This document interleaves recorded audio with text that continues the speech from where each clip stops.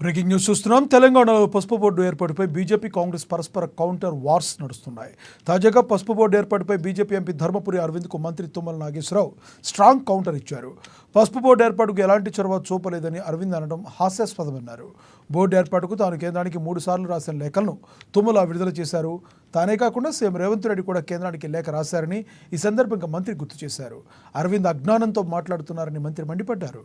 పసుపు బోర్డును ఆగమేఘాల మీద అర్ధరాత్రి ప్రకటించి తెల్లారి ప్రారంభించినా తాము తప్పు పట్టలేదని, తమకు రాష్ట్ర ప్రయోజనాలు ముఖ్యం కానీ ప్రతిదాన్ని రాజకీయం చేసే ఉద్దేశం తమకు లేదని తెలిపారు.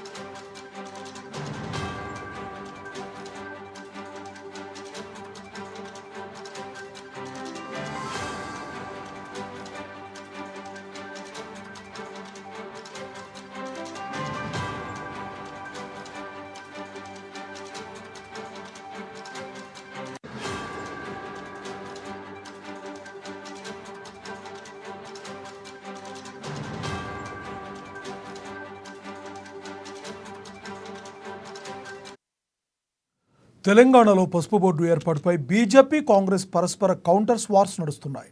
తాజాగా పసుపు బోర్డు ఏర్పాటుపై బీజేపీ ఎంపీ ధర్మపురి అరవింద్కు మంత్రి తుమ్మల నాగేశ్వరరావు స్ట్రాంగ్ కౌంటర్ ఇచ్చారు.